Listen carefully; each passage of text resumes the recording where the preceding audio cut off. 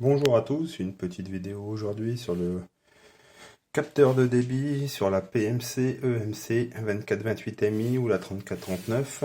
Donc là, on peut apercevoir la carte effet Hall qui se situe au niveau de votre bloc hydraulique droit dans la chaudière, juste là, vous voyez, à côté de la pompe.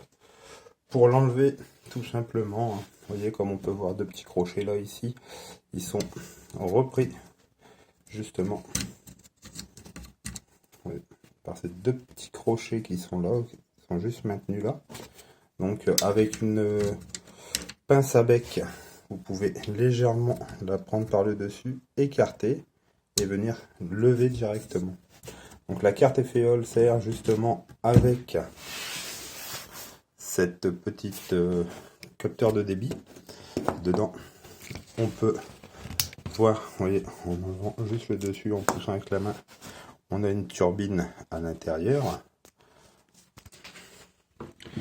Cette turbine, pour l'enlever, parce que généralement elle déconne souvent,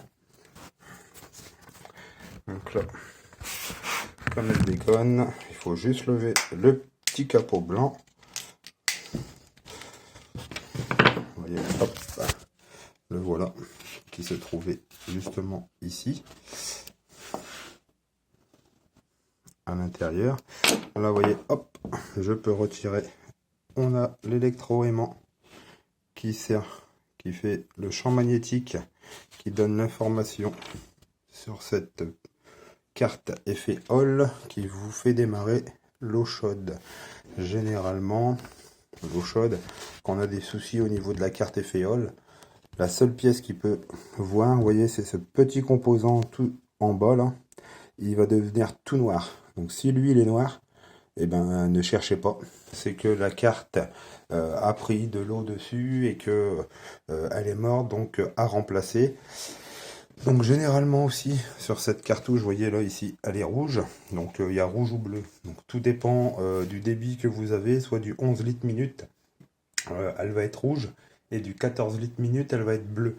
Donc, mais ça, la couleur, ou qu'on met une 14 sur une 11, ça ne gêne en rien.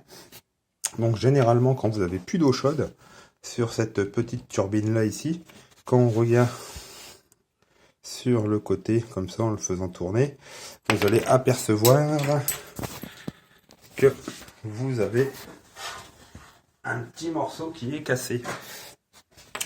Donc là, sur celle-là, j'ai pas de morceau cassé, donc elle fonctionne très bien. Donc voilà, si vous voyez un petit morceau qui commence à s'enlever, vous l'enlevez. C'est ça qui vous bloque votre démarrage de la chaudière.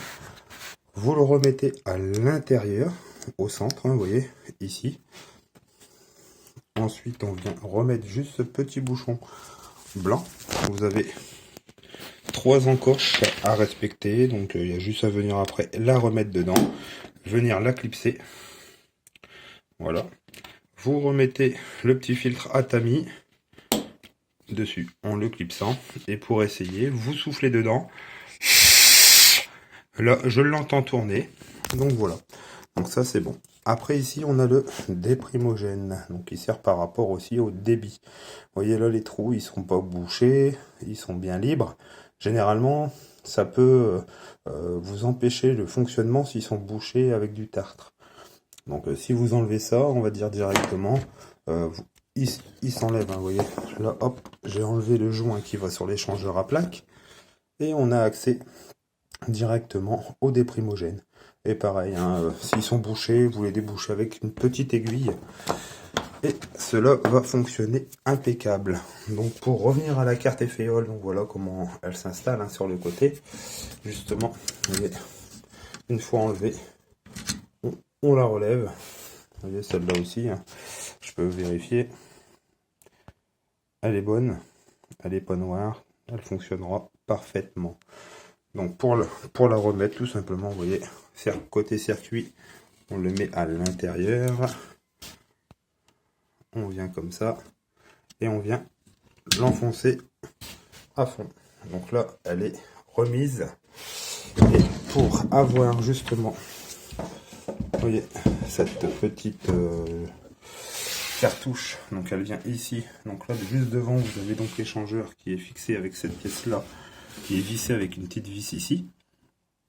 Donc pour enlever l'échangeur à plaque, pour accéder à cette cartouche de débit d'eau, tout simplement, il va falloir, en dessous, vous avez deux vannes écrit Open Close. Vous les tournez pour faire apparaître Close devant vous, et vous mettez un seau en dessous avec, en desserrant juste le petit, le petit bouton gris en dessous. L'eau va commencer à couler. S'il n'y a pas d'eau qui coule, vous le laissez sur Close. Vous passez un petit tournevis fin dedans parce que vous avez l'orifice qui doit être bouché. Comme ça, d'un coup, elle va se mettre à se vidanger. Une fois qu'elle est vide, n'oubliez pas aussi de fermer l'arrivée d'eau en dessous de la chaudière. Donc c'est la deuxième vanne en partant de la droite, une petite vanne noire. Ou sinon, vous coupez le général directement en décompressant un petit robinet. Et ensuite, vous pouvez desserrer cette petite vis qui est juste là pour desserrer au niveau de l'échangeur, mais tout doucement, parce que comme il y a encore de la pression réseau ou autre, il y aura de l'eau qui va couler dans le fond de la chaudière. Donc pour éviter qu'il y a trop d'eau, allez-y doucement, et à un moment, l'eau va s'arrêter, et là, vous pourrez démonter l'échangeur. Donc il n'y a qu'une vis, et il vient se glisser après, justement, ici, dans cette petite fente-là. Donc la cartouche Efféole, elle s'installe, elle sera comme ça. Donc là, sur le côté, vous allez voir ici, vous pourrez mettre un petit tournevis plat entre la pièce et le bloc en plastique, une petite pesée dessus, et une fois la pesée faite, la cartouche avance, et là, on peut la prendre pour l'inspecter. Voilà, donc pour le remontage, si vous n'avez pas les joints d'échangeur, un petit peu de graisse dessus, pour remonter l'ensemble, et normalement, après tout ça, vous pourrez récupérer de l'eau chaude impeccable. Et surtout, après, n'oubliez pas de refermer les vannes en dessous, remettre de l'eau. Et normalement, l'eau chaude revient. Donc voilà, donc j'espère que cette vidéo vous plaira.